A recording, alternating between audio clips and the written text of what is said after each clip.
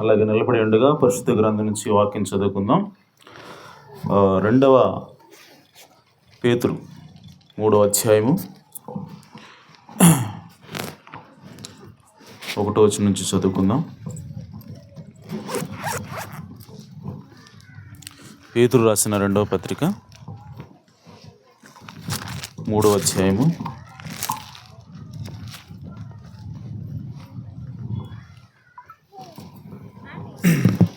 గాలి బాగా విస్తృతం ఉంది కాబట్టి బైబిల్ నేను ఓపెన్ చేయలేకపోతున్నాను. సో నేను సెల్ ఫోన్లో చూస్తాను. ప్రియులారా, ఈ రెండవ పత్రిక మీకు ఇప్పుడు వ్రాయిచున్నాను పరిశుద్ధ ప్రవక్తల చేత పూర్వమందు పలుకుబడిన మాటలను ప్రభువైన యేసు రక్షకుడు మీ అపోస్తుల ద్వారా ఇచ్చిన ఆజ్ఞను మీరు జ్ఞాపకం చేసుకొనవలనని విషయమును మీకు జ్ఞాపకం చేసి మీకు జ్ఞాపకం చేసి నిర్మలమైన మీ మనసులను రేపుచున్నాను. అంత్యదినములలో అపహాసకులు అపహసించుచూ వచ్చి తమ స్వకీయ దురాశల చొప్పున నడుచుకొనుచు ఆయన రాకడను గురించిన వాగ్దానం ఏమాయను, పితరులు నిద్రించినది మొదలుకొని సమస్తమును సృష్టి ఆరంభమున ఉన్నట్లే నిలిచి ఉన్నదే అని చెప్పుదురని మొదట మీరు తెలుసుకొనవలెను. ఎలయనగా పూర్వం నుండి ఆకాశం ఉండిననియు నీళ్లలో నుండి నీళ్ల వలనను సమకూర్చబడిన భూమియు దేవుని వాక్యం వలన కలిగిననియు వారు బుద్ధిపూర్వకంగా మరతురు. ఆ నీళ్ల వలన అప్పుడున్న లోకము నీటి వరదలో మునిగి నశించెను. అయితే ఇప్పుడున్న ఆకాశమును భూమియు భక్తిహీనుల తీర్పును నాశనమును జరుగు దినం వరకు అగ్ని కొరకు నిలువ చేయబడినవై అదే వాక్యం వలన భద్రము చేయబడి ఉన్నవి. దేవుడు తన పరిశుద్ధ వాక్యమునకు తన ఆశీస్సులు జోడు చేయనుగాక. అలాగే తల వంచి చిన్న ప్రార్థన చేసుకుందాం.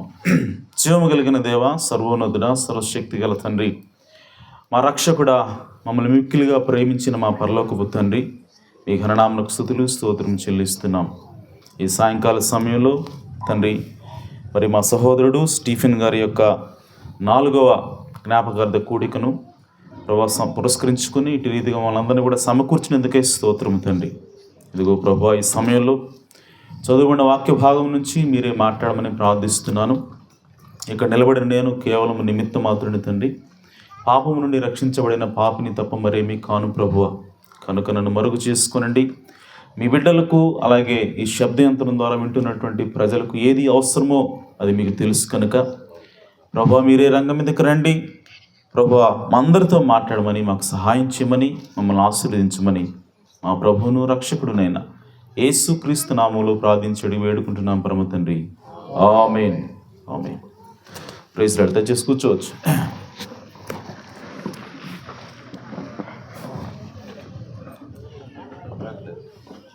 దేవునికి స్తోత్రం. చాలా సంతోషం అండి. మరి ఈ సాయంకాల సమయం మంచి వాతావరణం దేవుడు ఇచ్చాడు. హల్లెలూయా. అలాగే దేవుని యొక్క వాక్యాన్ని ప్రకటించడానికి మనకు మంచి అవకాశాన్ని దేవుడు ఇచ్చాడు. ఆమేన్. మరి ఈరోజు మరి దేనికోసం ఇక్కడ కూడుకున్నామనంటే మన సహోదరుడు స్టీవెన్ గారి యొక్క జ్ఞాపకార్థ కూడిక. అది 4వ సంవత్సరమే కదా, 3 అయిపోయింది, ఇది 4వ సంవత్సరం. సో కాబట్టి దేవుడు మరి సహోదరుడిని తీసుకున్నాడు. సో సహోదరుడు ఇప్పుడు మన దేవుడి దగ్గర ఉన్నాడని చెప్పి మనం నమ్ముతున్నాం. ఆమేన్. సో ఆయన యేసుక్రీస్తు నామములో బాప్తిసం పొంది ఉన్నాడు. ఆమేన్. కాబట్టి ఆయన నీతిమంతుడిగా ఉన్నాడు. హల్లెలూయా. సో మనకి కనపడేటువంటి స్టీవెన్ గారు మనం చూస్తే మనం ఏమనుకుంటాం, ఏం నీతిమంతుడు ఏంటి మనం అనుకోవచ్చు. కానీ దేవుని దృష్టిలో ఎవరు నీతిమంతులు అని అంటే ఆయన రక్తం చేత కడగబడిన వాళ్ళు దేవుని నీతిమంతులే ఉన్నారు. హల్లెలూయా. సో కాబట్టి మనం చూసే దృష్టిని కాదు, కానీ దేవుడు ఏ విధంగా చూస్తున్నాడు అన్నదే అసలైనటువంటి దృష్టి అన్నది. ఆమేన్. సో దేవుని వాక్యం రాయబడింది, దేవుని చేత పాపములు క్షమించబడినవాడు నిజంగా ధన్యుడై ఉన్నాడు. హల్లెలూయా. సో మనుషులు ఏ విధంగా చూస్తున్నారు అన్నది కాదు, కానీ మనల్ని దేవుడు ఏ విధంగా చూస్తున్నాడు అనేది ఇంపార్టెంట్. ఆమేన్. సో దేవుడు ఎటువంటి వాడంటే ఆయన సార్వభౌమాధికారం కలిగిన వాడు. ఆమేన్. సార్వభౌమాధికారం అంటే ఆయన తన సొంత ఇష్టానుసారంగా ఏమైనా సరే ఎవరినైనా సరే రక్షించగల దేవుడే ఉన్నాడు. హల్లెలూయా.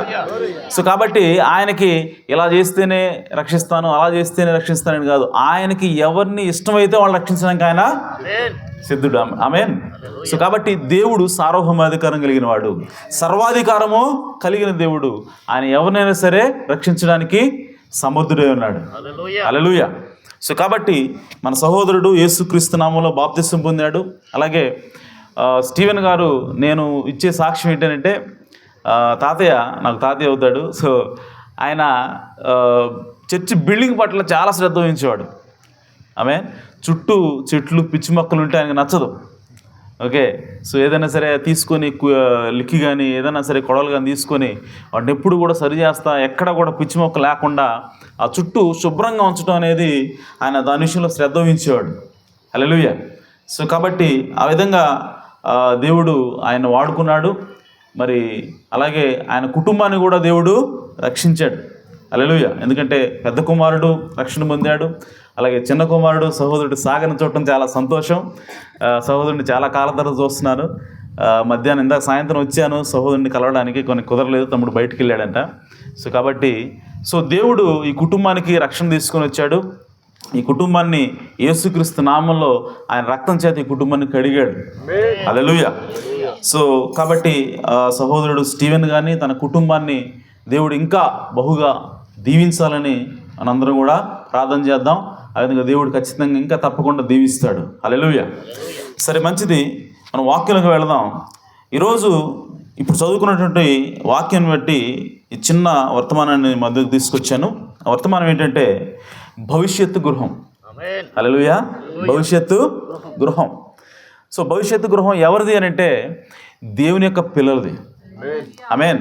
భవిష్యత్తు గృహం అంటే ఫ్యూచర్లో భవిష్యత్తులో మనం నివసించబోయేటువంటి గృహం, మనం నివసించబోయేటువంటి ఇల్లు.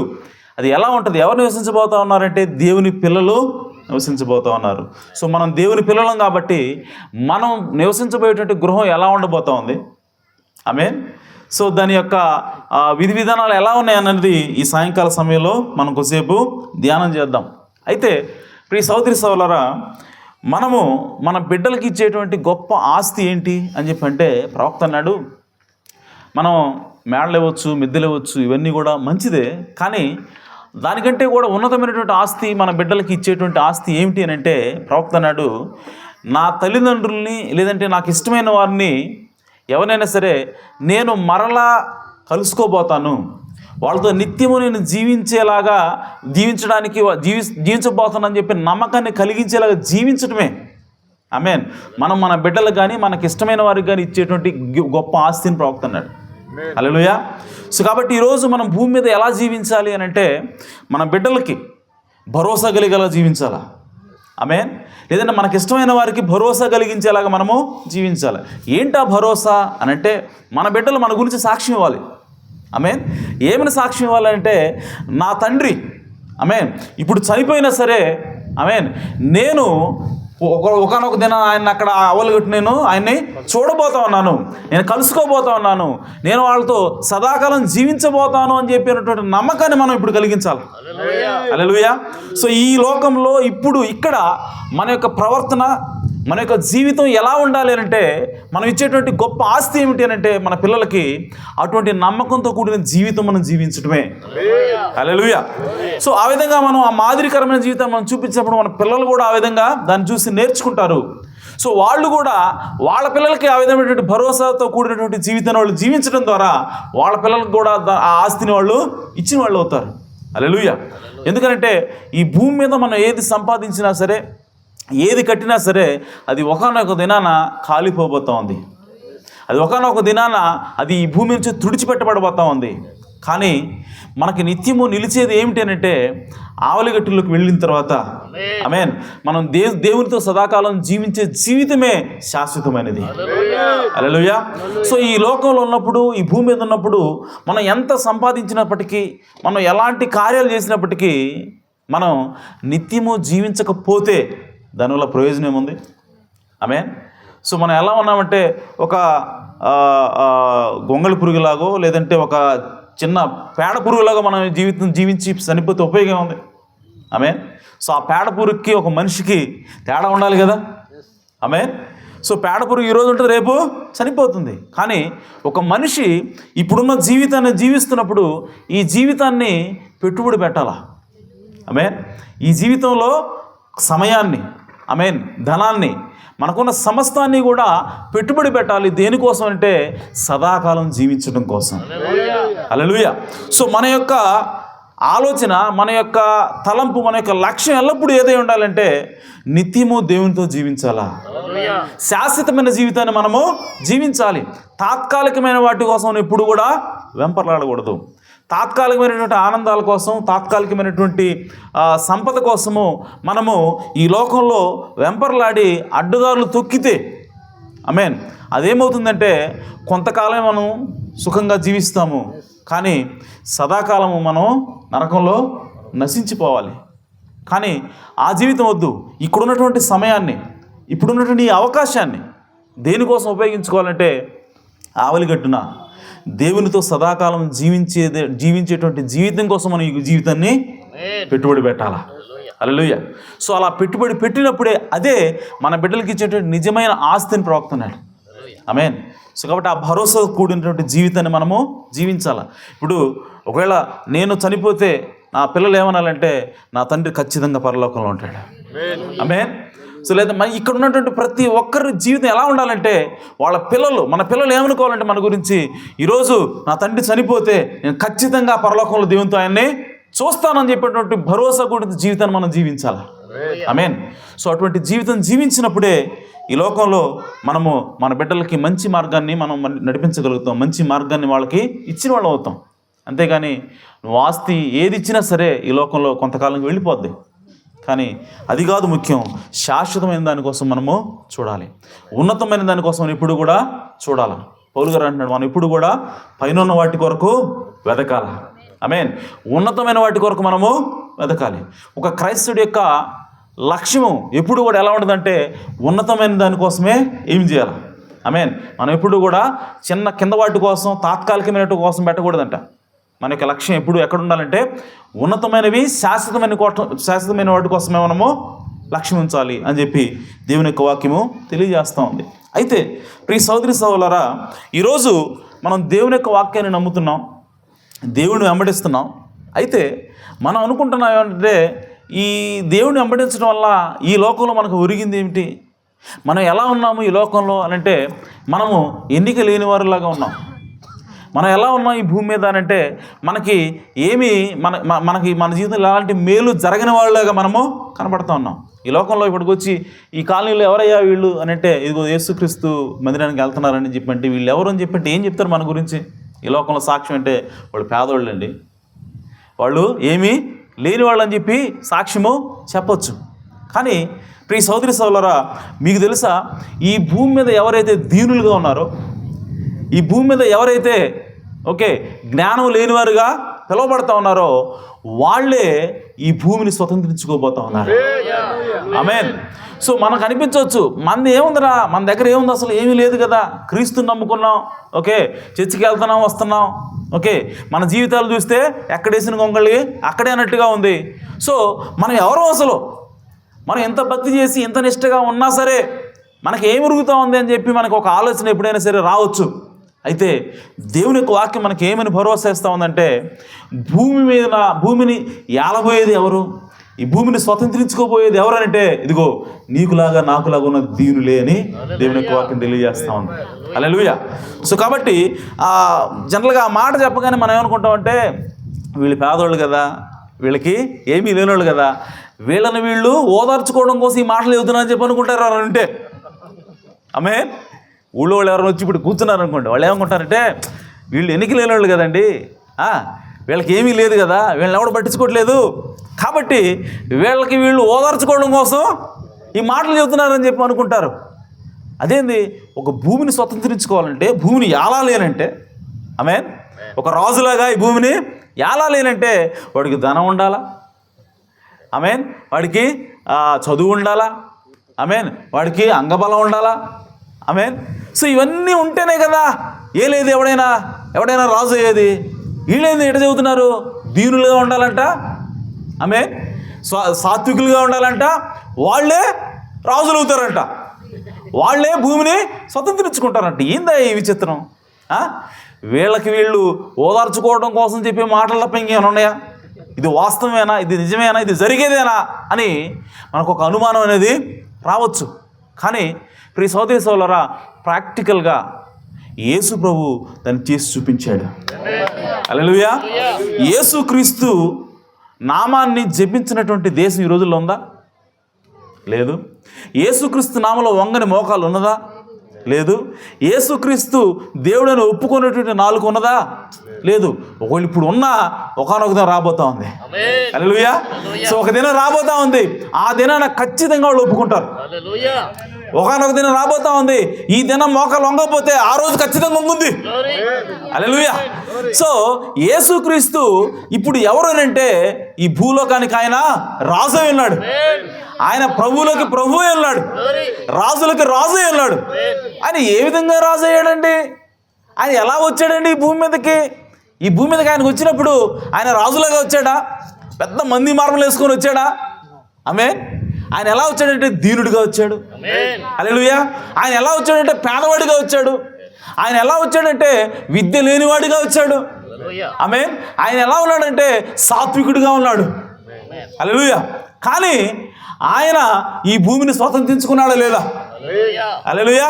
ఈ భూమిని ఆయన స్వతంత్రించుకున్నాడు. ఈ భూమిని స్వతంత్రించుకోవడానికి, ఈ భూమి మీద ఆయన రాజుగా ఏలడానికి ఆయన ఎన్నుకున్న మార్గం ఏంటంటే యుద్ధం కాదు, బల ప్రదర్శన కాదు, డబ్బు కాదు, ఏవి కాదు, రాజకీయం కాదు, అధికారం కాదు, కానీ ఆయన దీనత్వంలో వచ్చాడు. హల్లెలూయా.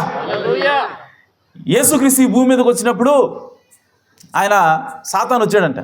సాతాను వచ్చి, నువ్వు దీనుడిగా వచ్చి ఏంటి, నువ్వు సిలువనెక్కి దీనుడిగా సాత్వికుడిగా ఎవరిని ఏం అనన్నవాడిగా వచ్చి, ఓకే, నువ్వు ఇన్ని కష్టాలు పడి సిలువెక్కి చనిపోయి ఈ లోకాన్ని నువ్వు స్వతంత్రించుకోవాల్సిన అవసరం లేదు, నీకు బంపర్ ఆపరేషన్ అన్నాడు వాడు. ఏమన్నాడంటే నువ్వేం చేయాల్సిన అవసరం లేదని చెప్పి ఒక్క నిమిషంలో ఈ భూలోకంలో ఉన్నటువంటి రాజ్యాలన్నింటినీ కూడా చూపించాడంట. చూపించి అందులో ఉన్నటువంటి బంగారం, డబ్బు, ఓకే, ఆ హోదా, అధికారం, ఇవన్నీ కూడా వాడు చూపించి ఇదంతా నాదే. వాడు ఏమన్నాడు? ఇదంతా నాదే, ఇదంతా కూడా నీకు ఇస్తా. ఓకే, నువ్వు ఆ సిలువెక్కి చనిపోవాల్సిన అవసరంలా, ఒక్క చుక్క రక్తం కూడా నువ్వు కాచాల్సిన అవసరంలా, నువ్వు దీనుడిగా వచ్చి అవమానాలు భరించాల్సిన అవసరంలా, ఓకే, నువ్వు అసలు ఏమీ చేయాల్సిన అవసరంలా, సింపుల్గా నాకు మొక్కు, నాకు మొక్కు చాలు, అంతే, ఇంకేం నువ్వు ఏం చేయాల్సిన అవసరం లేదు, ఇది అంతా నీకు ఇచ్చేస్తా అన్నాడు. అంటే దీనుడిగా నువ్వు రావాల్సిన అవసరం లేదు. నువ్వు దీనుడిగా వచ్చి సిలువను ఎక్కాల్సిన అవసరం లేదు. ఆ దీనత్వం నీకు వద్దు, నిన్ను రాజుని చేస్తాను ఉచితంగా అంటున్నాడు యేసుప్రభుని. ఆ బంపర్ ఆఫర్ ఇచ్చాడు. అప్పుడు యేసుప్రభు అన్నాడు, నేను ఏది కూడా ఉచితంగా తీసుకోను, నేను వెల చెల్లించే తీసుకుంటా. హల్లెలూయా. అబ్రహాం గౌడు అన్నాడు, ఒక పొలాన్ని కొనడానికి పోతే ఆ పొలం ఓనర్స్ అన్నారు, అయ్యా ఈ పొలం ఎంత, నీకెంత నాకెంత, అది పెద్ద విషయం కాదు కదా, ఏంటి ఫ్రీగా ఇచ్చేస్తాను తీసుకొని చెప్పంటే, వద్దు వద్దు వద్దు, అలా వద్దు, నేను వెల చెల్లించే తీసుకుంటాను అబ్రహాం అన్నాడు. హల్లెలూయా. అలాగే యేసుప్రభు కూడా అలాంటి బంపర్ ఆఫర్ ఇచ్చాడు. నువ్వు వెల చెల్లించాల్సిన అవసరం లేదు, నువ్వు ఇంత కష్టపడాల్సిన అవసరం లేదు, ఈ రాజ్యం అంతా కూడా నీకు ఇచ్చేస్తాను, నువ్వు జస్ట్ మొక్కు చాలు నాకు అన్నాడు.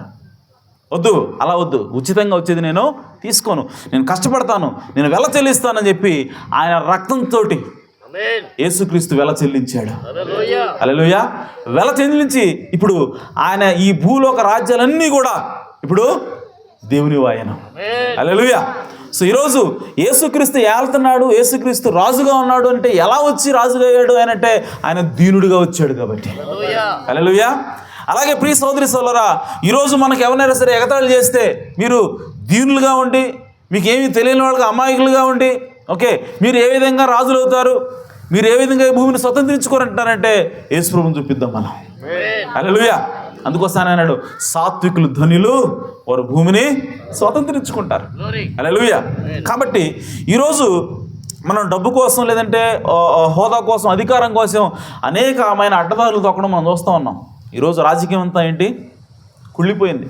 ఈరోజు వాళ్ళంతా ఏం చేస్తూ ఉన్నారంటే రూల్ ప్రకారం వెళ్లకుండా వాళ్ళు అడ్డదారులు దొక్కి వాళ్ళ అధికారం చేయించుకోవాలని ప్రయత్నం చేస్తున్నారు.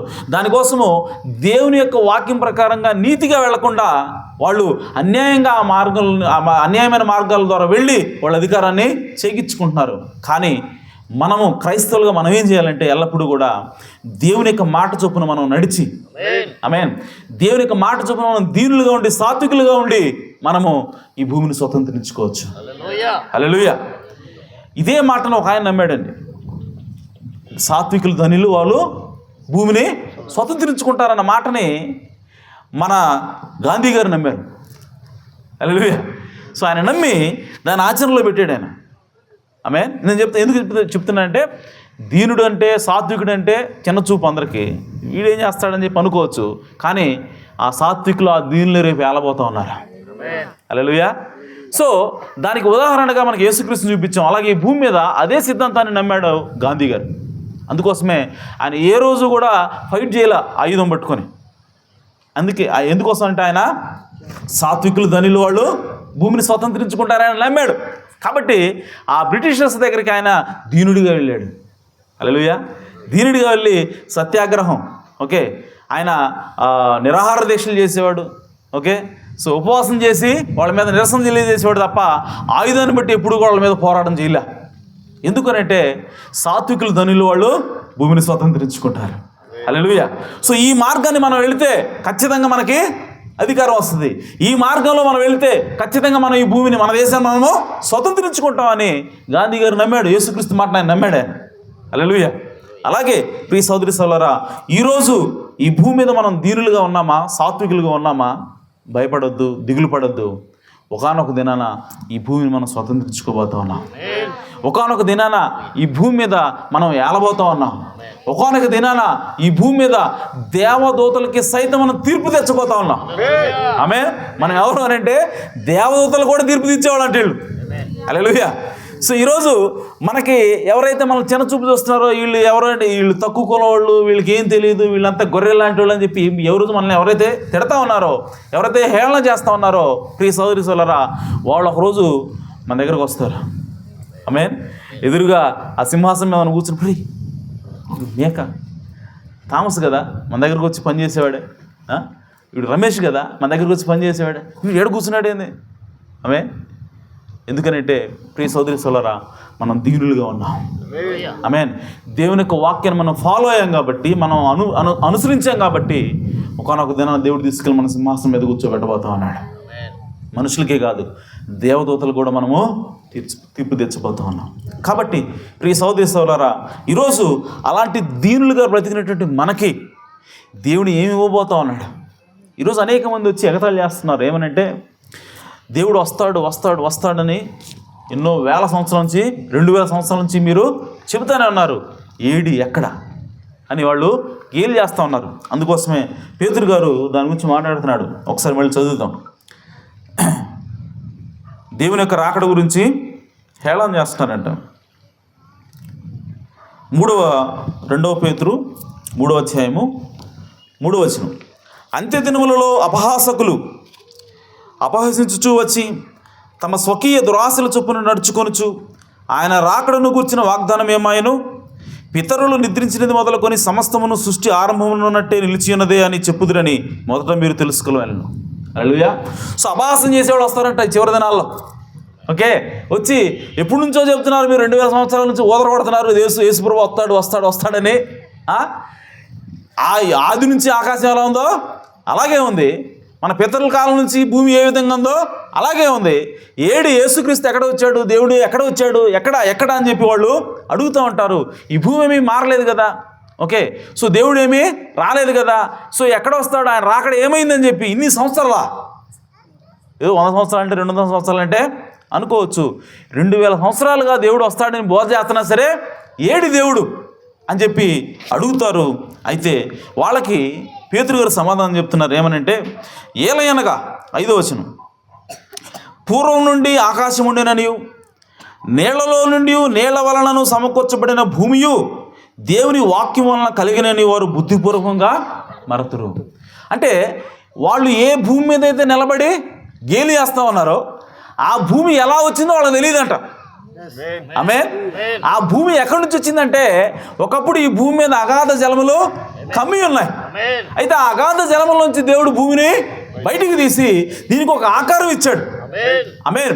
నీటిని అంతటిని కూడా ఒక చోటకి, భూమి అంతటిని కూడా ఒక చోటకి చేసి ఆయన సముద్రాలను వేరు చేసి, నీళ్ళని వేరు చేసి, పైన ఉన్న నీళ్ళని వేరు చేశాడు, కింద అగాధ జలాలని వేరు చేశాడు, భూమి మీద ఉన్నటువంటి జలాలని సముద్రాలుగా సమకూర్చి ఈ భూమికి ఒక రూపాన్ని ఇచ్చింది ఎవరంటే దేవుడు. హల్లెలూయా. సో అలా ఇచ్చిన తర్వాత పేతురు గారు ఇక్కడ ఏమంటాడంటే ఆ భూమి ఏమైంది అని అంటే తర్వాత ఆ నీళ్ల వలన 6వ వచనం, ఆ నీళ్ల వలన అప్పుడున్న లోకము నీటి వరదలో మునిగి నశించెను. హల్లెలూయా. సో అలా ఏ విధంగా ఎప్పుడైతే దేవుడు ఆ నీళ్ల నుంచి భూమిని తీసిన తర్వాత ఈ భూమి మీద జనులు విస్తరించడం ప్రారంభమైంది.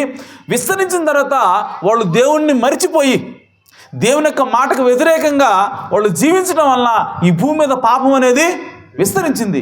విస్తరించిన తర్వాత దేవుడు విసిగిపోయి ఏం చేశాడంటే ఆ భూమిని నీళ్లతోటి నాశనం చేశాడు. హల్లెలూయా. సో నీళ్లతో నాశనం చేసినప్పుడు అక్కడ ఏమైందంటే నీళ్లు భూమిని నీళ్లతో నాశనం చేయటం అంటే భూమిని నాశనం అవ్వలేదండి.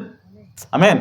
ఇక్కడ భూమిని నాశనం చేయటం అంటే అర్థం ఏంటంటే భూమి మీద ఉన్నటువంటి ప్రజల్ని, ఆమేన్, భూమిని నాశనం చేయటం అంటే భూమి మీద ఉన్నటువంటి ప్రపంచాన్ని నాశనం చేయటం. హల్లెలూయా. సో కాబట్టి ఈ భూమి మీద అప్పుడు ఎవరైతే పాపులు ఉన్నారో, ఎవరైతే పాపం చేశారో వాళ్ళని దేవుడు నాశనం చేశాడు. ఆ తర్వాత నోహు నుంచి ఆ 3 కుమారుల నుంచి కూడా ఇప్పుడున్న భూమి అనేది వచ్చింది. సో ఇప్పుడు అవన్నీ కూడా మర్చిపోయారు. వీళ్ళంతా మర్చిపోయి వాళ్ళు ఇప్పుడు ఏమంటున్నారంటే దేవుడు ఎక్కడ వస్తాడన్నారే, దేవుడు ఎక్కడ వస్తాడన్నారే, రావట్లేదే, ఎప్పటి నుంచి ఉందో భూమి అక్కడ అప్పటి నుంచి ఉన్నట్టుగానే ఇప్పుడు కూడా ఉంది, ఏం మార్పు లేదు కదా అని చెప్పి వాళ్ళు అంటా ఉన్నారు. అయితే ప్రియ సోదరి సోదరా, పేతురు గారు ఏమంటున్నారంటే అయితే ఇప్పుడున్న ఆకాశమును భూమియు, 7వ వచనం, అయితే దేవుడు ఏం చేస్తూ ఉన్నాడంటే ఈ భూమిని పరిశుద్ధపరుస్తూ ఉన్నాడు. ఆమేన్. ఈ భూమిని ఒక ప్రాసెస్ గుండా తీసుకెళ్తా ఉన్నాడు. సో మొదటి ప్రాసెస్ ఏంటి అంటే నీటి ద్వారా ఈ భూమిని శుద్ధి చేశాడు. హల్లెలూయా. అనగా ఈ భూమికి దేవుడు నీటి బాప్తిసం ఇచ్చాడంట. ఆమేన్. సో దేవుడు ఏం చేస్తా ఉన్నాడు అనంటే ఈ భూమిని ఆయన శుద్ధి చేసి ఈ భూమి మీద ఆయన నివాసం చేయబోతా ఉన్నాడు. ఆమేన్. దేవుడు నివాసం చేయాలి ఈ భూమి మీద అన్నదే దేవుని యొక్క అంతిమ లక్ష్యమే అన్నది. ఆమేన్. సో ఆ అంతిమ లక్ష్యాన్ని సాతాను వచ్చి చెడగొట్టాడు ఏదైనా తోటలో. ఆమేన్. ఈ భూమిని దేవుడు ఎందుకు సృష్టించాడు? దేవుడు ఆయన పిల్లలు నివాసం చేయడం కోసం ఈ భూమిని సృష్టించాడు. అయితే సాతాను దేవుని యొక్క ప్లాన్ని ఉన్నదన్నట్టుగా జరగలేకుండా సాతాను మధ్యలో వచ్చి ఏం చేశాడంటే దాని ప్లాన్ని చెడగొట్టాడు. చెడగొట్టిన తర్వాత ఇప్పుడు దేవుడు ఏం చేస్తా ఉన్నాడంటే ఈ భూమిని దేవునికి నివాసయోగ్యంగా మార్చడం ప్రారంభించాడు. హల్లెలూయా. సో ఈ భూమి దేవుడు నివాసం చేయడానికి ఇది యోగ్యంగా లేదు ఇప్పుడు. ఎందుకంటే ఈ భూమి మీదకి పాపం అనేది ఎంటర్ అయింది. సాతాను ద్వారా పాపం అనేది ఎంటర్ అయింది కాబట్టి ఈ భూమి దేవుడు నివాసం చేయడానికి అనుకూలంగా లేదు. అందుకోసము ఈ భూమిని ఆయనకి నివాసంగా మార్చుకోవడం కోసం ఆయన మొదటి ప్రాసెస్లో ఆ ప్రాసెస్లో భాగంగా మొదటి స్టెప్ ఏంటి అంటే ఈ భూమిని నీటి ద్వారా నాశనం చేశాడు. ఈ ప్రపంచాన్ని నీటి ద్వారా శుద్ధి చేశాడు ఫస్ట్ దేవుడు. హల్లెలూయా. సో ఆ తర్వాత పేతురు గారు ఇంకొక సెకండ్ స్టెప్ గురించి మాట్లాడుతున్నాడు ఆయన. అదేంటనంటే అయితే ఇప్పుడున్న ఆకాశమును భూమియు భక్తిహీనుల తీర్పును నాశనమును జరుగు దినము వరకు అగ్ని కొరకు నిల్వ చేయబడినది, అదే వాక్యం వలన భద్రం చేయబడి ఉన్నది. హల్లెలూయా. సో ఫస్ట్ నీళ్లతో దేవుడు నాశనం చేశాడంట నోహు కాలంలో. ఇప్పుడు దేవుడు పేతురు గారు ఏమంటున్నారంటే ఈ భూమి ఆకాశం కూడా ఇప్పుడు అగ్ని కొరకు నిల్వ చేయబడి ఉన్నది. అంటే ఈ భూమి ఆకాశాన్ని దేవుడు అగ్నితో శుద్ధి చేయబోతా ఉన్నాడు, అగ్నితో కడగబోతా ఉన్నాడు అని చెప్పి పేతురు గారు ఇక్కడ మనకి జ్ఞాపకం చేస్తూ ఉన్నాడు. హల్లెలూయా. సో ఇప్పుడు మీరు గమనిస్తే ప్రియ సోదరి సోదరులారా, దేవుడు ఒక మనిషిని తీసుకొని ఆ మనుషులు నివాసం చేయాలని ఆశపడ్డాడు. ఆమేన్. భూమి మీద ఏ విధంగా నివాసం చేయాలని దేవుడు ఆశపడతా ఉన్నాడో అలాగే ఒక మనిషిలో కూడా దేవుడు నివాసం చేయాలని ఆశపడతా ఉన్నాడు. సో ఇప్పుడు పాపం ఎంటర్ అయింది మనిషిలోకి. సో ఈ పాపం ఎంటర్ అయింది కాబట్టి దేవుడు వచ్చి నివాసం చేయడానికి అనుకూలంగా లేదు. కాబట్టి మనిషిలోకి రావాలి అంటే ఇప్పుడు మనిషిని శుద్ధి చేయాలి దేవుడు. హల్లెలూయా. సో మనిషిని శుద్ధి చేయడానికి ఆయన ఎన్నుకున్నటువంటి మార్గం ఏమిటి అని అంటే, ఆయన వెళ్తున్నటువంటి ప్రాసెస్ ఏమిటి అని అంటే, ప్రియ సోదరి సోదరులారా, ఫస్ట్ దేవుడు మారు మనసు పొంది నీళ్ళల్లో మీరు బాప్తిసం తీసుకోండి. ఆమేన్. అది మొదటి స్టెప్. ఆ తర్వాత రెండవ స్టెప్ ఏంటి అని అంటే, దేవుడు ఈ లోకం నుంచి, లోక కార్యాల నుంచి నీవు పరిశుద్ధంగా జీవించాలా. ఆమేన్. సో శుద్ధీకరణ అనేది సెకండ్ స్టెప్ మనిషి విషయంలో. ఓకే. ఆ తర్వాత మూడో స్టెప్ ఏంటి అని అంటే, దేవుడు తన పరిశుద్ధాత్మ అగ్ని ద్వారా, ఆమేన్, పరిశుద్ధాత్మ అగ్ని చేత మన హృదయాలను కాల్చి, ఆమేన్, అందులో మలినాన్నంతా కూడా, పాపానంతా కూడా తీసివేసి, ఇప్పుడు దేవుడే స్వయంగా వచ్చి మన హృదయంలో నివాసం చేస్తాడు. హల్లెలూయా. సో ఇదేమిటనంటే, ఒక మనిషి యొక్క హృదయంలోకి దేవుడు వచ్చి నివాసం చేయడానికి దేవుడు వెళ్ళేటువంటి ప్రాసెస్ అయినది. అయితే ప్రియ సోదరి సోదరులారా, ఏ మనిషి కోసం ఏ ప్రాసెస్ అయితే దేవుడు పెట్టాడో అదే ప్రాసెస్ భూమి విషయంలో కూడా దేవుడు చేస్తూ ఉన్నాడు. హల్లెలూయా. సో ఆ ప్రాసెస్లో భాగంగా దేవుడు మొట్టమొదటిగా ఈ భూమికి నోవహు కాలంలో నీటి బాప్తిసం ఇచ్చాడు. ఆమేన్. సో నీటి ద్వారా ఈ భూమిని కడిగాడు. ఆ తర్వాత 2000 సంవత్సరాల క్రితం యేసుక్రీస్తు శరీరం ధరించుకొని ఈ భూమి మీదకి వచ్చినప్పుడు, ఆమేన్, సో ఆయన రక్తాన్ని ఈ భూమి మీద కార్చి, ఆయన రక్తం ద్వారా ఈ భూమిని శుద్ధి చేశాడు ఆయన. హల్లెలూయా. సో ఆ తర్వాత ప్రియ సోదరి సోదరులారా, మూడో స్టెప్ ఏమిటి అంటే, అగ్ని చేత ఈ భూమిని శుద్ధి చేయాలి. ఆమేన్. సో మీరు అనుకోవచ్చు, ఇవన్నీ చెప్పారులేండి కబుర్లు. ఆమేన్. ఈ కబుర్లను ఎప్పటి నుంచో వింటున్నాం, ఎన్ని ఎవరు నమ్ముతారు అని చెప్పంటే, ప్రియ సోదరి సోదరులారా, ఇది దేవుని యొక్క వాక్యమై ఉన్నది. ఆమేన్. నా మాటల్లో సున్నైనను పుల్లైనను తప్పిపోదు. హల్లెలూయా. భూమి ఆకాశములు గతించును కానీ నా మాటల్లో సున్నైనను పుల్లైనను తప్పిపోదు అన్నాడు ఆయన. ఆ విధంగానే భూమికి నీటి బాప్తిసం ఇచ్చాడు. అలాగే యేసుక్రీస్తు రక్తం ద్వారా ఈ భూమిని శుద్ధి చేశాడు. 2 స్టెప్పులు అయిపోయినాయి. ఆమేన్. ఇక అగ్ని చేత కాల్చడం ఒకటే మిగిలి ఉన్నది. నేనంటాను, మొదటి స్టెప్ 2 స్టెప్పులు చేసిన దేవుడు మూడో స్టెప్ చేయడా? హల్లెలూయా. ఖచ్చితంగా మొదటి 2 స్టెప్పులు చేశాడంటే ఖచ్చితంగా మూడో స్టెప్ కూడా చేస్తాడు. అది రాబోతూ ఉంది. ఆమేన్. సో ఇప్పుడు కనుక మన ప్రపంచాన్ని గమనిస్తే అది దానికి సింబల్స్ కనపడతా ఉన్నాయి. ఈ భూమి అగ్ని చేత కాల్చబడబోతా ఉందనడానికి సూచనలు అనేకము కనబడుతూ ఉన్నాయి. దానికి సూచన, ఒకనొక సూచన ఏమిటంటే, ఈ భూమి మీద ప్రతి దేశంలో కూడా అణ్వాయుధాలు ఉన్నాయి. ప్రతి దేశానికి కూడా అణుబాంబులు ఉన్నాయి. తెలుసా? ఈ భూమి మీద ఉన్నటువంటి అణుబాంబులు అయినా సరే ఒక్కసారి పేలిస్తే ఈ భూమి బద్దలైపోయి తునకలు అయిపోతాయి. అంత శక్తితో కూడినటువంటి బాంబులు ఇప్పుడు ప్రతి దేశంలో ఉన్నాయి. 3వ ప్రపంచ యుద్ధం వచ్చిందా, ఫినిష్, అంతే అయిపోయింది. ఓకే. సో ఏ దేశం కూడా మిగిలి ఉండదు, మొత్తం అంతా కూడా బూడిదే. సో కాబట్టి ఇక మిగిలింది ఏమిటంటే, ఈ భూమి అగ్ని చేత నాశనం చేయబడబోతోంది. మొదటి భూమిని నీళ్లతో దేవుడు శుద్ధి చేశాడు. తర్వాత యేసుక్రీస్తు తన సొంత రక్తం చేత ఈ భూమిని శుద్ధి చేశాడు. ఆ కలువరి స్థితిలో ఆయన రక్తం ఎక్కడ, ఆ కలువరి కొండపైన కార్చింది. సో భూమిని అది తాకింది. కాబట్టి ఈ భూమి యేసుక్రీస్తు రక్తం చేత శుద్ధి చేయబడింది. ఇక 3వ స్టెప్ మాత్రమే మిగిలింది. అది కూడా ఖచ్చితంగా జరిగి తీరుతుంది. హల్లెలూయా. సో కాబట్టి ప్రియ సోదరి సోదరులారా, మనం ఏం చేయాలంటే, దేవుని యొక్క వాక్యాన్ని మనము ఫాలో అవ్వాలా. దేవుని యొక్క వాక్యం ప్రకారంగా మన జీవితాన్ని మనము కట్టుకోవాలి. అప్పుడు ఖచ్చితంగా ఆ అగ్ని నుంచి మనము తప్పించబడతాము.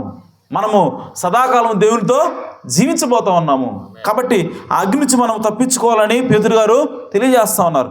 అయితే ప్రియ సోదరి సోదరులారా, ఇక్కడ పేతురు 2వ గ్రంథంలో 2 పేతురు 3వ అధ్యాయంలో పేతురు గారు ఏం మాట్లాడుతూ ఉన్నాడంటే, క్రొత్త భూమిని క్రొత్త ఆకాశాన్ని దేవుడు చేయబోతా ఉన్నాడు. ఆమేన్. క్రొత్త భూమి క్రొత్త ఆకాశం దేనికోసం అంటే, దేవుడు నివాసం చేయడం కోసం. హల్లెలూయా. సో ఈ కొత్త భూమి కొత్త ఆకాశాన్ని దేవుడు ఎలా చేస్తాడు, దాన్ని క్రొత్తదానిగా ఎలా చేస్తాడు అన్న విషయాన్ని ఈయన కూలంకషంగా డీటెయిల్గా ఎక్స్ప్లెయిన్ చేస్తున్నాడు ఇక్కడ 3వ అధ్యాయంలో. ఓకే. అయితే ఇదే దీని సందర్భం ప్రకటన గ్రంథంలో కూడా ఉంటుంది. ఆమె ప్రకటన గ్రంథం 21వ అధ్యాయంలో కూడా ఏముంటుందంటే, ఒకే ఒక మాట ఉంటుంది అక్కడ, దేవుడు క్రొత్త భూమిని క్రొత్త ఆకాశమును చేసిను. హల్లెలూయా. అంతేగాని ఇక అది ఎలా చేశాడు ఏంటి అన్నది అక్కడ డీటెయిల్స్ లేవు. కానీ పేతురు గారు ఈ భూమిని, ఇప్పుడున్న పాత భూమిని పాత ఆకాశాన్ని కొత్తగా ఎలా మారుస్తున్నాడు అన్న విషయాన్ని చెప్తున్నాడు. అంటే ఏ ప్రాసెస్ కూడా దేవుడు తీసుకెళ్తున్నాడని చెప్పి ఇక్కడ డీటెయిల్గా చెప్తున్నాడు. సో దానికి మనం కింద కొంచెం చదివితే ఇక్కడ ఏముంటుందంటే, అయితే 10వ వచనం, అయితే ప్రభువు దినము దొంగ వచ్చినట్లు వచ్చును, ఆ దినమున ఆకాశములు మహాధ్వనితో గతించిపోవును. ఆమేన్. పంచభూతములు మిక్కటమైన వేండ్రముతో లయమైపోవును, భూమియు దాని మీదనున్న కృత్యములను కాలిపోవును. ఇవన్నీ ఇట్లు లయమైపోవునని పోవును గనుక ఆకాశములు రవులుకొని లయమైపోవునట్టు, పంచభూతములు మహావేంద్రంతో కరిగిపోవునట్టు దేవుని దినపు రాకడ కొరకు కనిపెట్టుచు దానిని ఆశతో అపేక్షించుచు మీరు పరిశుద్ధమైన ప్రవర్తనతోనూ చూడండి. సో ఈ భూమి కాల్చబడబోతా ఉంది. సో క్రొత్త ఆకాశం క్రొత్త భూమిగా ఇది మార్చబడబోతా ఉంది. సో కాబట్టి మనం ఎలా జీవించాలంట? దేవుని దినపు రాకడ కొరకు కనిపెట్టుచు దానిని ఆశతో అపేక్షించుచు మీరు పరిశుద్ధమైన ప్రవర్తనతోనూ భక్తితోనూ ఎంతో జాగ్రత్త గల వారై ఉండవలెను. హల్లెలూయా. సో కాబట్టి ఈ భూమి కాల్చబడబోతా ఉంది. ఇది క్రొత్త ఆకాశంగా క్రొత్త భూమిగా మార్చబడబోతా ఉంది. కాబట్టి సో మనం ఎలా జీవించాలంటే పరిశుద్ధమైన ప్రవర్తనతో మనము జీవించాలని పేతురు గారు తెలియజేస్తున్నాడు. అయితే ఇక్కడ నేను మీకు చూపించగలుగుతుంది ఏమిటి అంటే ఇప్పుడున్న పాత భూమి పాత ఆకాశము క్రొత్తగా ఎలా మార్చబడుతుంది. హల్లెలూయా. సో దానికోసము పేతురు గారు ఏం చెప్తున్నారంటే 10వ వచనంలో, అయితే ప్రభువు దినము దొంగ వచ్చినట్లు వచ్చును, ఆ దినమున ఆకాశములు మహాధ్వనితో గతించిపోను. ఆమేన్. సో ఆకాశాలంటే మహాధ్వనితో గతించిపోతాయి. అంటే ఈ ఆకాశం అనేది క్రొత్త ఆకాశంగా మార్చబడబోతోంది. ఎలా మారేటప్పుడు ఏమవుతుందంటే మహాధ్వనితోటి అది మార్చబడబోతూ ఉందంట. అయితే నేనేమంటానంటే ఆ మహాధ్వని ఎందుకు వస్తూ ఉంది, శబ్దం ఎందుకు వస్తుంది? ఆమేన్. ఆయన అగ్నితో దాన్ని కాలుస్తాడు అన్నాడు. ఆకాశంలో రగులుకోనని చెప్పి మాట్లాడుతున్నాడు. సో ఆకాశంలో రగులుకుంటాయంటే మళ్ళీ ఇక్కడ ఏమంటాడు? శబ్దంతో రగులుకుంటాయి అంటున్నాడు. ఆమేన్. అంటే ఆకాశంలో అగ్నితో కాల్చబడబోతాయి, అలాగే శబ్దం కూడా వస్తుందంట. ఆమేన్. అంటే దాని అర్థం ఏంటి అంటే ఆకాశం అంటే పైన ఉన్నటువంటి ఆకాశం కాదు, కానీ ఈ భూమి మీద ఉన్నటువంటి వాతావరణం అండి. హల్లెలూయా. సో ఈ భూమి మీద ఉన్నటువంటి వాతావరణంలో అనేకమైనటువంటి కలుషితమైనటువంటి వాయువులు అన్నీ కూడా ఉన్నాయి. అవన్నీ కూడా శుద్ధి చేయబడి ఆమేన్ అవన్నీ కూడా కాల్చబడి అవి క్రొత్త వాతావరణాన్ని దేవుడు తీసుకుని రాబోతా ఉన్నాడు. అయితే ఎలా తీసుకొస్తాడు దాన్ని అని అంటే గొప్ప శబ్దంతో తీసుకొస్తాడంట. ఆమేన్. గొప్ప శబ్దం ఎందుకు వస్తూ ఉందంటే ప్రియ సహోదరి సోదరులారా, ఆ రోజు ఏమవుతుందో తెలుసా? ఈ భూమి మీద ఉన్నటువంటి వాయువులు ఏవైతే ఉన్నాయో అవన్నీ కూడా మండబోతూ ఉన్నాయి. ఈ భూమి మీద ఏముందంటే హైడ్రోజన్ ఉంది, ఆమేన్, కార్బన్ ఉంది, ఆ తర్వాత కార్బన్ మోనాక్సైడ్, ఇలాంటి ఆక్సిజన్ ఉంది. ఇవన్నీ కూడా గ్యాసెస్, ఇవన్నీ కూడా వాయువులే ఉన్నాయి. ఇవన్నీ కూడా ఈ వాతావరణాన్ని కలుగు చేశాయి. సో ఈ వాతావరణంలో ఈ వాయువులన్నీ కూడా మండే స్వభావం కలిగి ఉన్నాయి. ఆమేన్. సో ఈ మండే స్వభావం కలిగినటువంటి ఈ వాయువులన్నీ కూడా ఏమవుతాయంటే గొప్ప శబ్దంతో పేలిపోతాయి. హల్లెలూయా. గొప్ప మంట పెద్ద శబ్దంతో అవి పేలిపోతాయి. అంత మాత్రమే కాదు, మీరు చదివితే ఇక్కడ ఏముంటుందంటే పంచభూతములు మిక్కటమైన వేంద్రముతో లయమైపోను. పంచభూతాలు రాశారు, బట్ ఇంగ్లీష్లో ఏముందంటే ఎలిమెంట్స్ అని ఉంది. అంటే ఈ భూమి మీద ఉన్నటువంటి మూలకాలు, ఈ భూమి ఏ పదార్థాలతో అయితే తయారు చేయబడిందో ఆ పదార్థాలన్నీ కూడా మిక్కుటమైన వేంద్రంతో లయమైపోను. మిక్కుటమైన వేంద్రం అంటే మహావేడి. హల్లెలూయా. సో ఈ భూమి మీద ఉన్నటువంటి ప్రతి వస్తువు కూడా, ప్రతి మూలకం కూడా ఏమవుతుందంటే వేడి చేత అది కరిగిపోద్దంట. ఆమేన్. అంటే పైన ఆకాశం మండుతూ ఉంది, అంటే వాతావరణము మండుతూ ఉంది, భూమి మీద కూడా మండుతూ ఉంది. అలాగే ప్రియ సోదరి సోదరులారా, మీరు గమనిస్తే సముద్రాలు కూడా మండుతాయి. సముద్రాలు మండుతాయా? సముద్రాలు మండటం ఏంటి? సముద్రం అంటే నీరు కదా, నీరు మండటం ఏంటి? మరి ఎంత బోధ చేస్తున్నారు మీరు అని చెప్పంటే ప్రియ సోదరి సోదరులారా, దేవుని యొక్క వాక్యం మనం జాగ్రత్తగా పరిశీలన చేయాలి. ఓకే, దేవుడు ఏం చేస్తాడంటే తన వాక్యంలో కొన్ని హింట్స్ ఇస్తూ ఉంటాడు మనకి.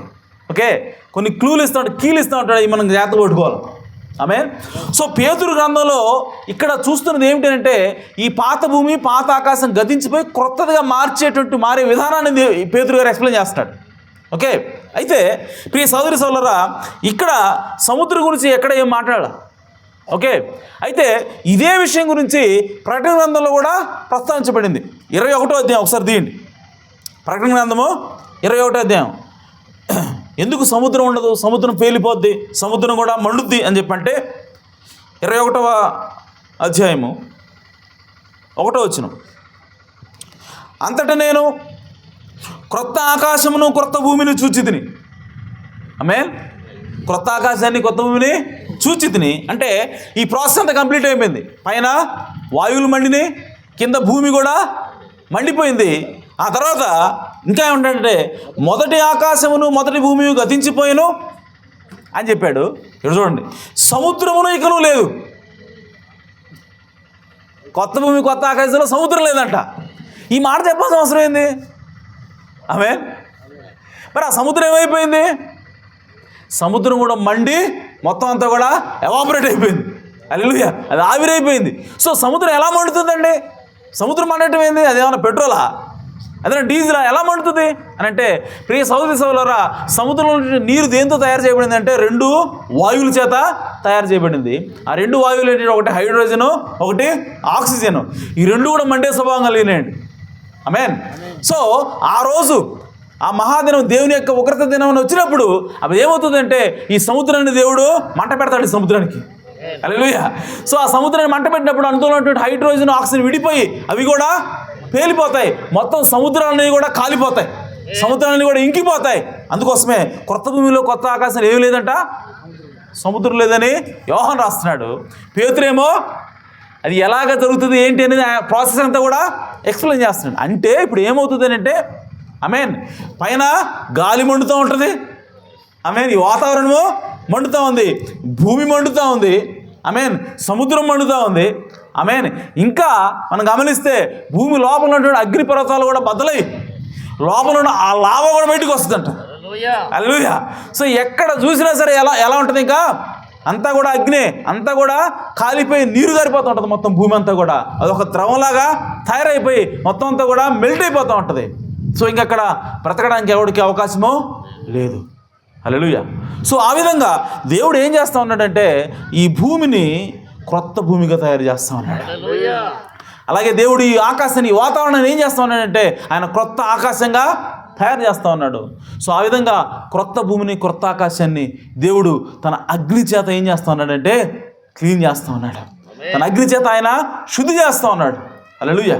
మీరు ఎప్పుడైనా గమనించండి, ఒక పాత్రని అసలు ఎలాంటి క్రిములు కానీ, కీటకాలు కానీ, అందులో ఎలాంటి వైరస్ కానీ లేకుండా కడగాలంటే బెస్ట్ మార్గం ఏంటో తెలుసా? దాన్ని అగ్ని చేత కాల్చండి. హల్లెలూయా. నువ్వు కెమికల్స్ పెట్టి తోమినా సరే ఎంతో కొంత అక్కడ ఉంటుంది, కానీ అగ్ని పెట్టి కాల్చావా ఇంక అక్కడ ఏమీ ఉండదు. ఆమె మొత్తం కూడా శుద్ధి అయిపోద్ది. అందుకోసమే దేవుడు ఫైనల్ స్టెప్గా ఈ భూమిని ఏం చేస్తా ఉన్నాడు? అగ్ని చేత కాల్చి కొత్త భూమిగా, క్రొత్త ఆకాశంగా దేవుడు తయారు చేస్తూ ఉన్నాడు. హల్లెలూయా. సో కాబట్టి ఆ క్రొత్త భూమి, క్రొత్త ఆకాశం తయారు చేసాడు సహోదరుడు, బాగానే ఉంది. మరి అందులో ఎవరు నివాసం చేస్తూ ఉన్నారు? ఆమేన్. అందులో నివాసం చేసేది ఎవరు అని అంటే, ప్రియ సహోదరి సహోదరులారా, అందులో దీనులైనటువంటి నువ్వు నేను నివాసం చేయబోతా ఉన్నా. ఆమేన్. అందులో ఎన్నిక లేని వారము, ఒకే లోకం చేత తృణీకరించబడి దేవునికి వాక్యం నిమిత్తము మనం ఎవరైతే దేవుని కొరకు నిలబడి ఉన్నామో మనందరం కూడా ఆ క్రొత్త భూమి, క్రొత్త ఆకాశంలో నివాసం చేయబోతా ఉన్నాం. ఈ భూమిని మనము స్వతంత్రించుకోబోతా ఉన్నాం. ఈ భూమికి మనము రాజులుగా ఉండబోతా ఉన్నాం. హల్లెలూయా. అయితే ప్రియ సోదరి సోదరులారా, దేవుని యొక్క వాక్యం ఇంకా ఏం తెలియజేస్తా ఉందంటే, ఈ క్రొత్త భూమి, క్రొత్త ఆకాశంలోకి ఆమేన్ ఒక పట్టణాన్ని దేవుడు తీసుకురాబోతా ఉన్నాడు. ఆమేన్. కొత్త భూమి, కొత్త ఆకాశం వచ్చిన తర్వాత ఏమొస్తుందంటే, నెక్స్ట్ ఈ భూమి మీదకి ఒక పట్టణము పరలోకం నుండి దిగి వస్తూ ఉంది. ఆమేన్. సో ఆ పట్టణం ఏదో కాదు కానీ అది యేసుక్రీస్తు యొక్క భార్య అయినది. ఆమేన్. ఆమె వధువు అయినది. ఆమె పరలోకం నుంచి ఒక అలంకరించబడిన పట్టణంలాగా, యెరూషలేము పట్టణంగా ఆ భూమి మీదకి దిగి వస్తూ ఉంది. ఆ పట్టణంలో ఎవరు నివాసం చేస్తారంటే, ఆయన దేవుని యొక్క గొర్రెపిల్ల యొక్క భార్య నివాసం చేస్తూ ఉంది. దేవుని యొక్క వధువు నివాసం చేస్తూ ఉంది. దానికోసం ఆయన ఏం చేస్తూ ఉన్నాడంటే, ఇప్పుడు ప్రజెంట్ ఇప్పుడు ఈ సమయంలో యేసుక్రీస్తు ఏం చేస్తున్నాడు తెలుసా? ఆ పట్టణాన్ని సిద్ధం చేస్తూ ఉన్నాడు. హల్లెలూయా. ఇదేంది అని అంటే, యేసుక్రీస్తు భూమి నుంచి వెళ్ళిపోయేటప్పుడు ఏమన్నాడు తెలుసా? నేను మీ కొరకు స్థలము సిద్ధపరచ వెళ్ళుచున్నాను. ఆమేన్.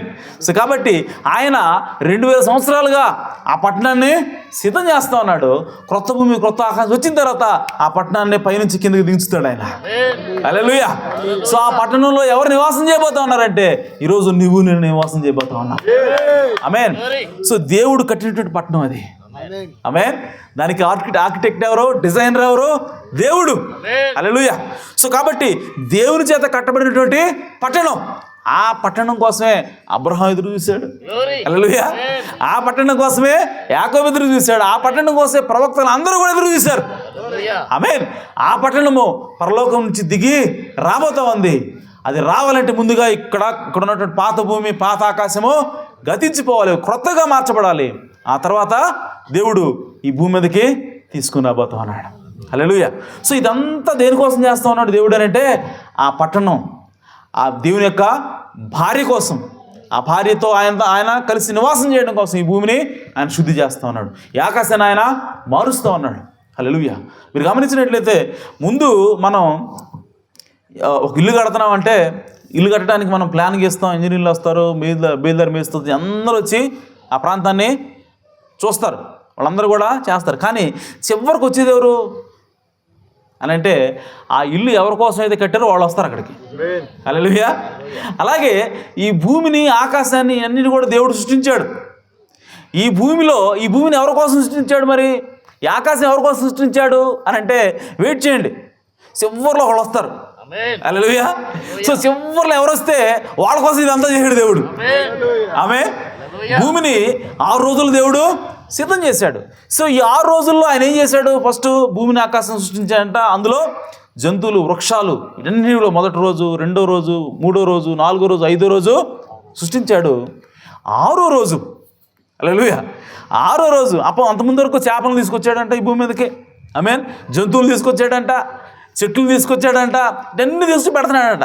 ఏం అర్థం కావట్లేదు సాతానికి, ఎందుకోసం ఇదంతా అని చెప్పంటే, ప్రియ సోదరి సోదరులారా, ఇప్పుడు దేవుడు చివరికి ఎవరిని తీసుకొచ్చి పెట్టాడు అని అంటే, ఆదాముని తీసుకొచ్చి పెట్టాడు అక్కడ. హల్లెలూయా. సో ఈ భూమి ఎవరి కోసం దేవుడు సిద్ధపరిచాడు? తన బిడ్డైనటువంటి ఆదాము కోసం దేవుడు ఈ భూమిని సిద్ధపరిచాడు. అలాగే ప్రియ సోదరి సోదరులారా, ఇప్పుడు దేవుడు ఈ పాత భూమిని, పాత ఆకాశాన్ని శుద్ధి చేస్తా ఉన్నాడు, క్రొత్తదానిగా మార్చాడు. మరి మార్చిన తర్వాత ఎవరి కోసం మారుతున్నాడు ఇది? ఆమేన్. ఎవరి కోసం అంటే, ఇదిగో పైనుంచి ఆయన వధువు, పైనుంచి ఆయన భార్య దిగి వస్తూ ఉంది. ఆమె కోసం ఈ కొత్త భూమిని, కొత్త ఆకాశం దేవుడు సృష్టించాడు. హల్లెలూయా. సో కాబట్టి ఇప్పుడు ఆ పట్టణం ఎలా ఉంటుంది? 2000 సంవత్సరాలు కడుతున్నాడు ఆయన. ఆమేన్. ఎన్ని సంవత్సరాలుగా? మనకు 2000లే, దేవునికి 2 రోజులు. ఆమేన్. ఎందుకు? దేవుని దృష్టికి 1000 సంవత్సరాలు ఒక దినంలాగా ఉంది కాబట్టి. సో కాబట్టి ఆయన 2 రోజులుగా కష్టపడి ఈ పట్టణాన్ని కట్టాడు. సో ఆ పట్టణం ఎలా ఉంటుంది ఒకసారి చూద్దామా? ఆమేన్. రైట్. సో ప్రకటన గ్రంథము 21వ అధ్యాయము 17వ వచనం. సో 1 నుంచి చదువుదాం.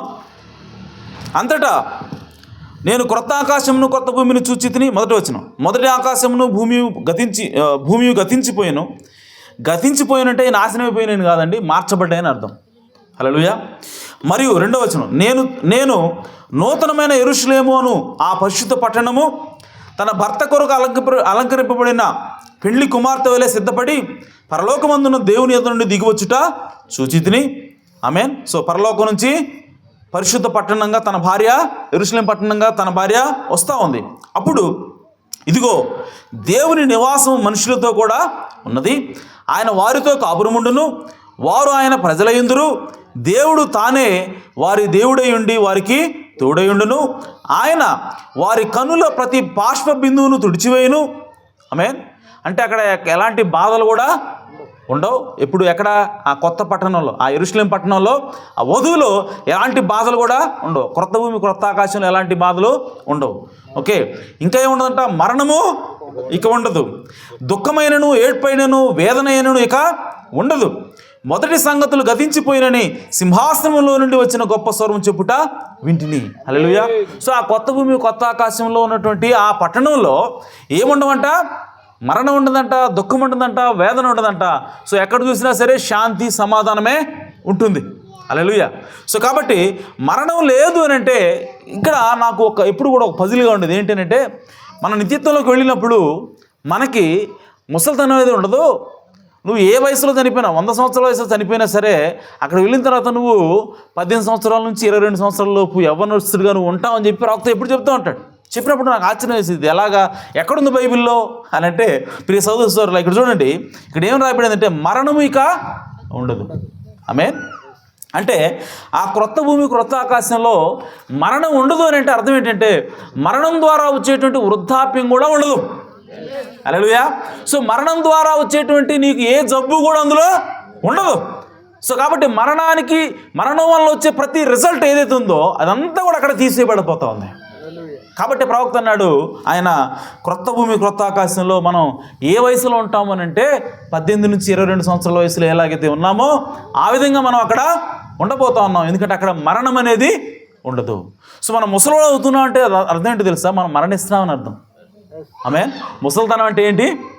మరణం అని. ఆమేన్. మనం ప్రతి దినము కూడా చనిపోతా ఆమేన్. వయసు పెరిగే కొద్దీ ఏమవుతుంది? చనిపోతూ చివరికి ఒకరోజు పూర్తిగా చనిపోతాం. ఆమేన్. సో ఈ ముసలితనం అనేది ఏమిటనంటే అది మరణం యొక్క లక్షణమై ఉన్నది, మరణం యొక్క ఒక క్యారెక్టరిస్టిక్, ఒక గుణమై ఉన్నది అది. సో కాబట్టి మరణం అక్కడ లేదు క్రొత్త భూమి క్రొత్త ఆకాశంలో, అంటే వృద్ధాప్యం కూడా అక్కడ ఉండదని అర్థము. హల్లెలూయా.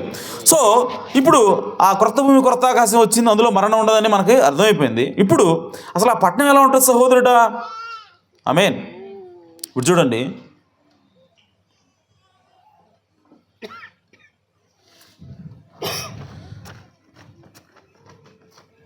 పదో వచనం. ఆత్మవశుడైన నన్ను ఎత్తైన గొప్ప పర్వతం మీదకి కొనిపోయి యెరూషలేమును పరిశుద్ధ పట్టణము దేవుని మహిమ గలదై పరలోకమందున్న దేవుని ఎదురు నుండి దిగివచ్చుట నాకు చూపెను. దాని అందలి వెలుగు దగదగ మెరియు సూర్యకాంతం వంటి అమూల్య రత్నమును పోలి ఉన్నది. ఆ పట్టణమునకు ఎత్తైన గొప్ప ప్రాకారమును 12 గుమ్మములను ఉండెను. ఆ గుమ్మముల యొద్ద 12 దేవదూతలుండిరి. ఇశ్రాయేలీయుల 12 గోత్రముల నామములు ఆ గుమ్మముల మీద వ్రాయబడి ఉన్నవి.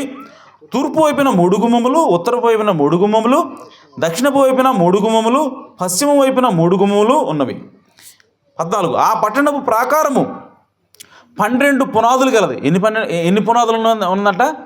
12 పునాదులు. అంటే ఇక్కడ ఒక పట్టణం ఉంది, ఆ పట్టణం చుట్టూ కూడా ప్రహరీ గోడ ఉంది. హల్లెలూయా. ఆ పట్టణం చుట్టూ ప్రహరీ గోడ ఉంది. ఆ ప్రహరీ గోడ కిందే ఉంది, పునాది ఉంది. ఆమేన్. సో పునాది మీద ఆ ప్రహరీ గోడ అనేది కట్టబడింది.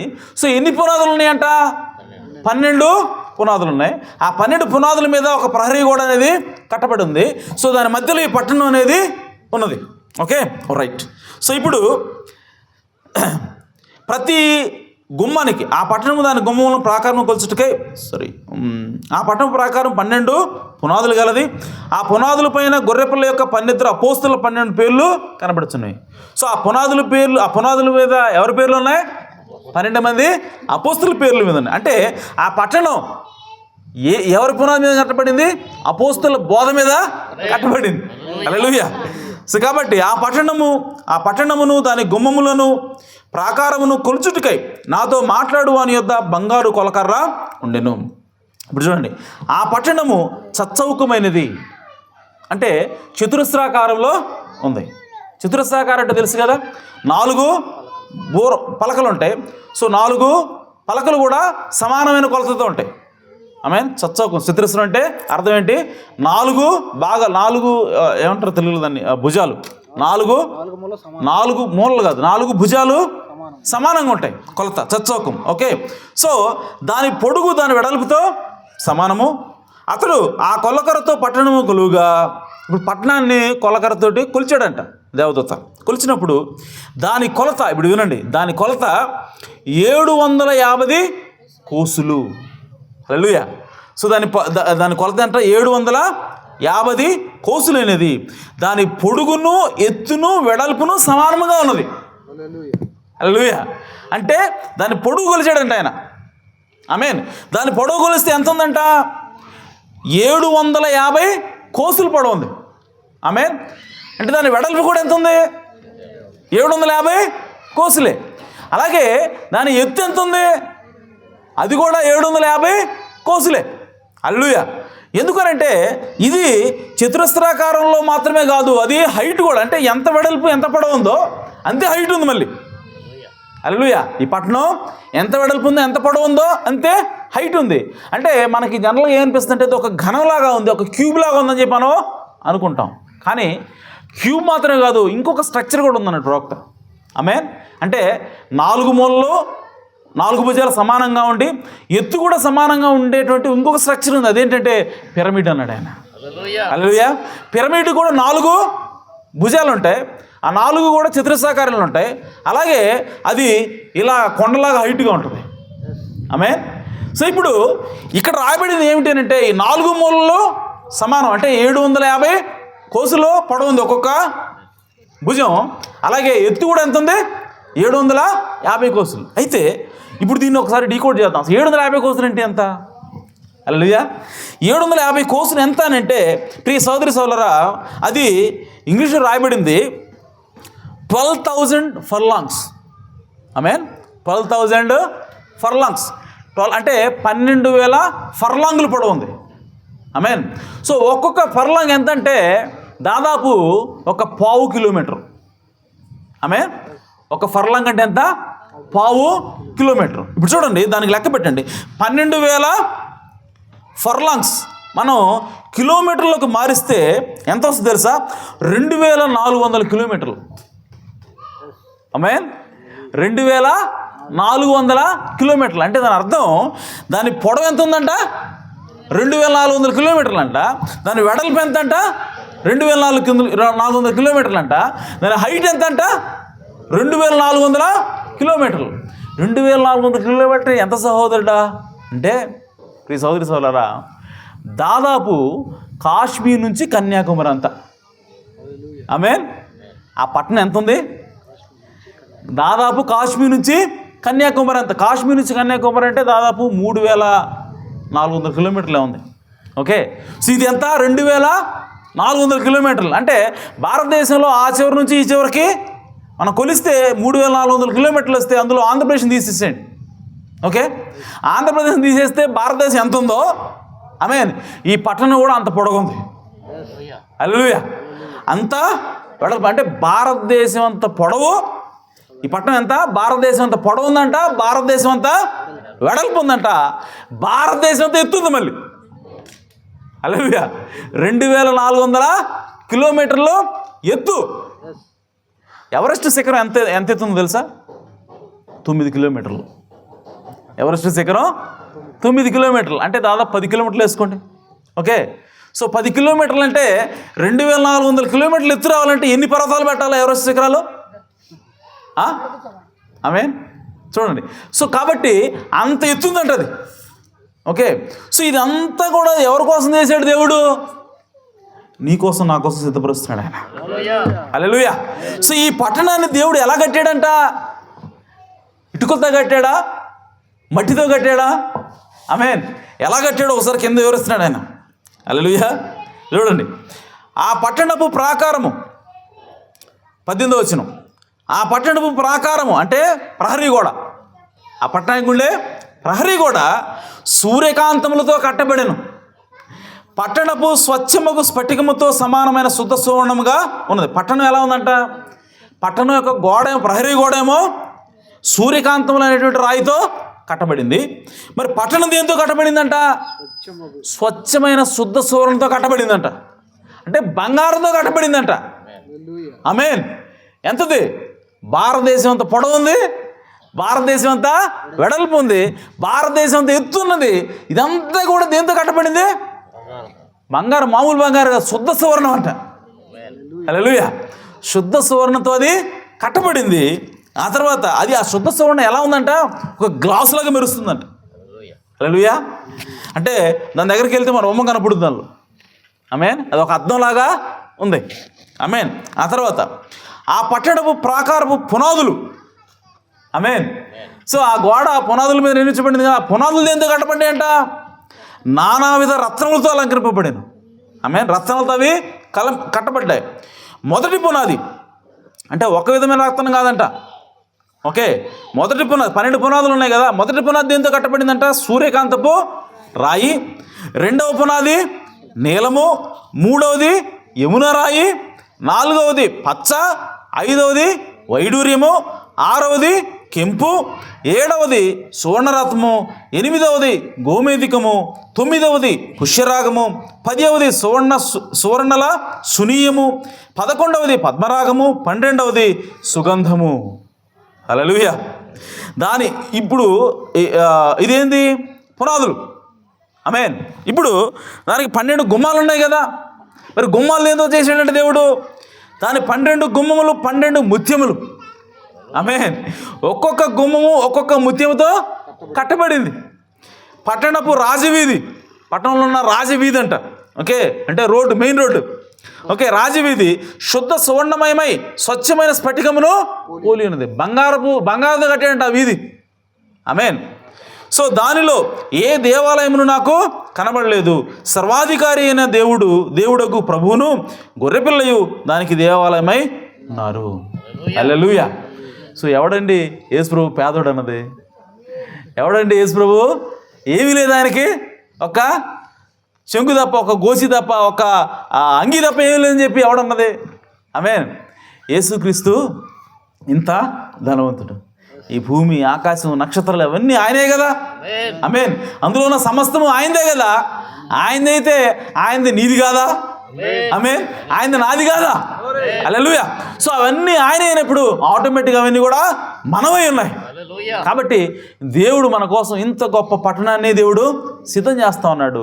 ఇంత గొప్పగా దేవుడు మన గురించి ఆలోచన చేస్తూ ఉన్నాడు. అందుకోసం పౌలు గారు అంటున్నాడు, ఆయన మన కోసం ఏదైతే సిద్ధపరిచాడో అది మన యొక్క ఆలోచన కూడా అందకుండా ఉందంట.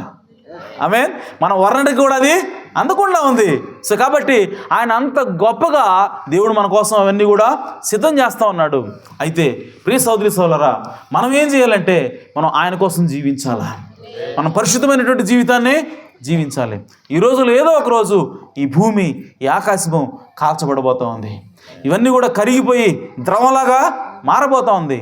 కాబట్టి దాని నుంచి తప్పించుకోవాలంటే ఖచ్చితంగా మనము ఈరోజు దేవుని దగ్గరికి రావాలా. ఆమేన్. దేవుడిని మనము అంగీకరించాలి. దేవుడు అంటే, యేసుక్రీస్తు అంటే ఏదో ఏదో ఊహలో ఉన్న దేవుడు కాదు. ఆమేన్. ఆయన ఏదో ఇట్లాంటి దేవుడు కాదు, కానీ ఆయన నిజమైన దేవుడే అన్నాడు. ఆమేన్.